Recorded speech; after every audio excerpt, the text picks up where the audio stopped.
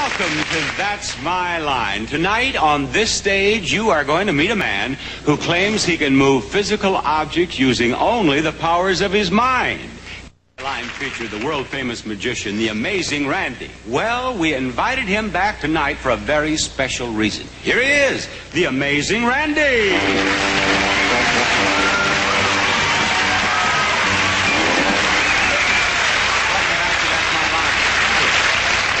You have been touring our country performing as a magician, but you have also been debunking psychics, haven't you? I have indeed. Would you explain to our audience why you devote so much time to this crusade of yours? Well, I'll tell you, Bob, I feel it's a very serious matter to be particularly raising a younger generation who are being led to believe by some incompetent and not very bright, in some cases, magicians and scientists at the same time, that there are such things as psychic powers. I've looked for it for a long time now, and I have not found anything in 35 years. And I think that particularly a younger generation being told that these things are real will not be raised in such a way that they can deal with a rational, logical, real world. And you have offered $10,000 to anyone who can perform a psychic feat. I have indeed, and I carry the check with me. I hope you have the check with you tonight, because we have a young man who claims to be able to move objects with his mind. What I would like to have you do is to go backstage and watch carefully as I ask this young man to demonstrate his psychic powers. Very well, I will. Make yourself comfortable in front of a monitor. And now, ladies and gentlemen, I want you to meet a very interesting young man. He is only 21 years old. He's from Salt Lake City, and he's the founder of the Institute of Shaolin Kung Fu, and the subject of much controversy. Welcome, James Hydrick. Now, you claim to have psychic powers, don't you? Yes, I do. Is this something that you have discovered recently, or have you known of it since childhood? How did it all begin? Well, everyone's born with it. It's just a matter of development. How did you develop your psychic power? Well, through background and through training from an old Chinese master. What sort of training? Martial arts, kung fu, and laws of nature.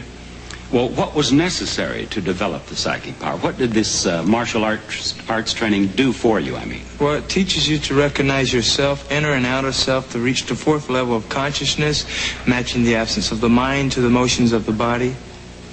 And you say that we all have this power. Everyone has it. And each of us could develop it. Absolutely. Now, you are going to demonstrate this psychic power on That's My Line. Yes. What are you going to do, James? I'm going to move a pencil for you. With just psychic powers? Just psychic powers. Very well. Here's a pencil, James. Show us.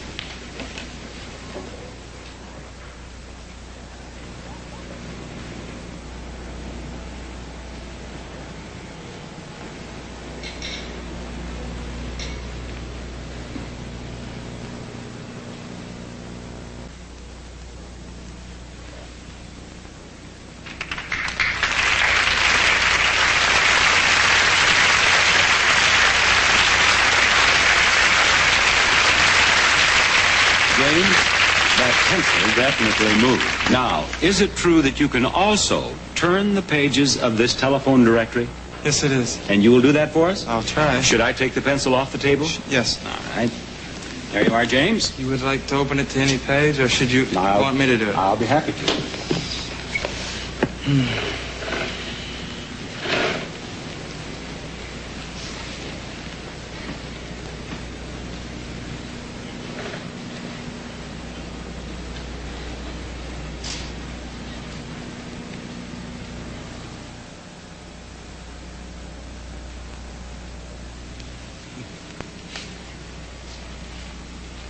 Okay, let's get it. I'll get it.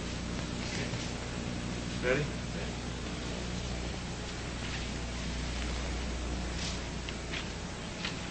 All right.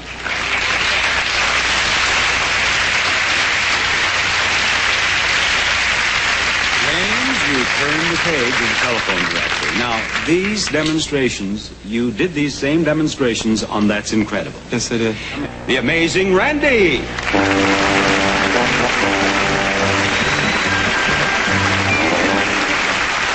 Welcome back. James, Randi. Now, you saw James' demonstration from backstage. Yes, I did. And do you accept that as a demonstration of psychic power, or do you believe that he used trickery? I don't accept it as a demonstration of psychic power, Bob. I think that the solution is rather simple. I think that Mr. Hydrick is merely to accomplish this effect blowing on both the page and on the pencil. I see. Now, you originally asked him to demonstrate in two different ways his psychic power.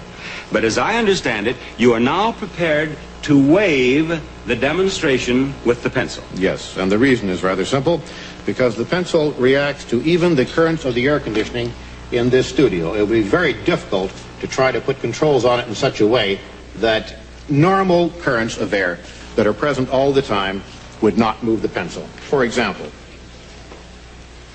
it moves very, very easily. All right, you're not going to ask him to do that. That's one down, one to go, James. You are prepared to pay him $10,000 if he can turn the page of the telephone directory with certain controls. That's Is that right? You have the $10,000, do you, Randy? I do indeed. It's right here. I've carried this check now for going on 17 years, Bob. There it is, a check for $10,000 awardable to the gentleman should he be able to successfully perform the demonstration.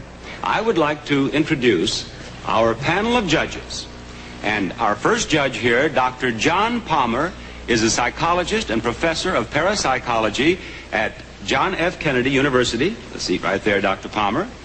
We have Dr. Stephen Drake, astronomer and expert on stellar evolution at UCLA. And our third judge is Dr. Ronald Markman, assistant clinical professor of psychiatry at USC. Since my theory, as yet unproven, of course, is that it's accomplished simply by blowing, though rather cleverly, I must admit, done, there should be a way, a simple way, without a lot of instrumentation, to demonstrate that fact by using one very simple control. Now, let me just emphasize that this one control will not stop him from turning the page of the telephone directory. That's right. But you hope to the judge's satisfaction will demonstrate that he is doing it with his breath. That's correct.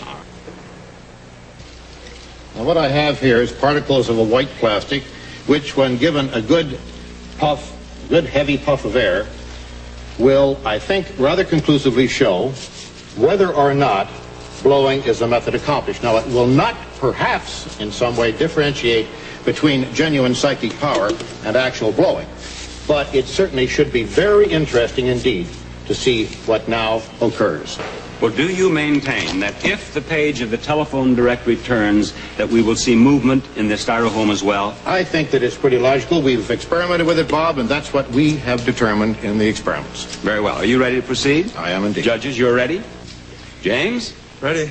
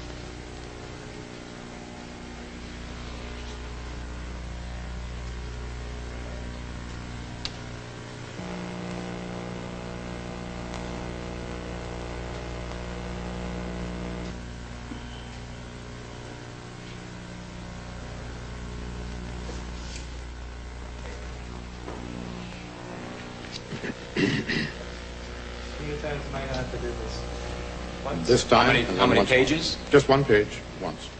This time and once more. Now, James, you had another question. Mm-hmm. What is it? What would you like to ask? Okay. The styrofoam and the lights form electricity which pulls the page. Look.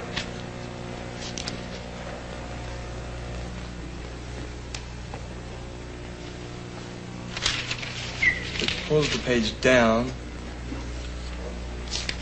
instead of freeing the pages.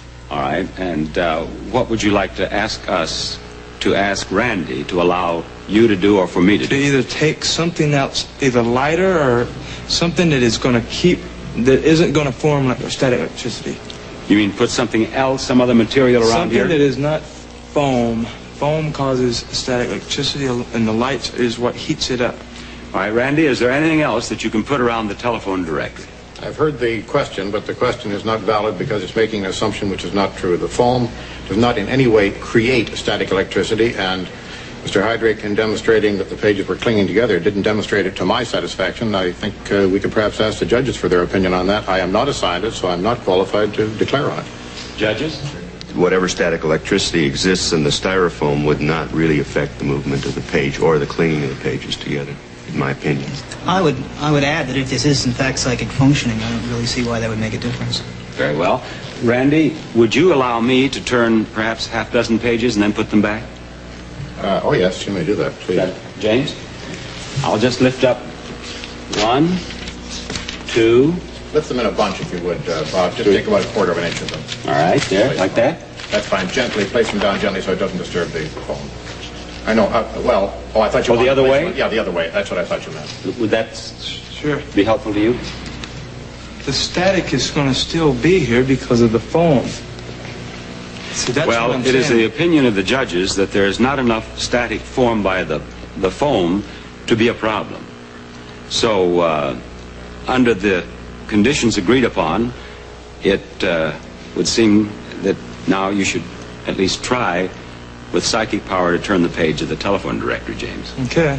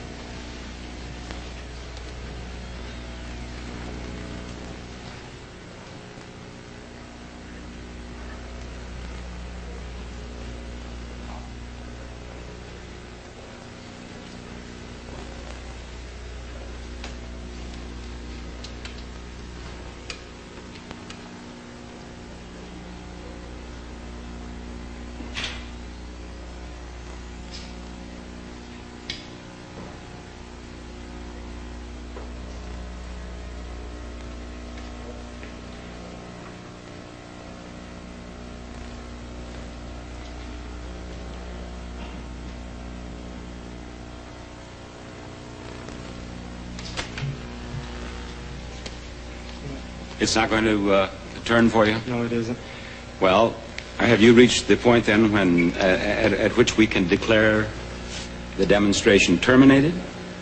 This isn't a magician's trick. I can't just come up, bang, bang, and it's over. I have to be to where I can work with something small and then big, to build up my own self. So this is, it isn't a trick. It has to be done. This is just, it's power. It's mental power. The conditions agreed upon have been fulfilled. Mm-hmm. And, of course, we can't change the conditions now in midstream. So, in the opinion of our judges here, you have not seen a demonstration of psychic power, have you? Yes, that's correct. You have not. And, Randy, obviously, James has not won the $10,000 with this demonstration. So it seems. Now, you have heard what James's explanation is. Do you have any comment to make on that? Bob, the comment very briefly is that I have gone through many hundreds of these tests with many hundreds of people who claim to have psychic powers. And quite frankly, it's more or less the same story every time. When a simple, direct, very uncomplicated protocol is used and the control is applied, the psychic forces don't seem to be present, if indeed they are ever present at all.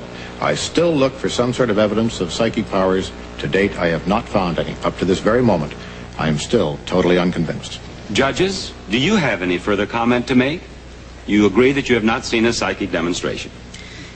Yes, I would agree that I have not seen a psychic demonstration. I would like to say that as a parapsychologist, I believe that there are other evidence under controlled conditions that do demonstrate, I would think, to a reasonable person that psychic phenomena do exist. Yes.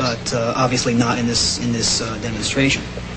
I want to thank you very much. Thank you so much. Ladies and gentlemen, James Hydrick.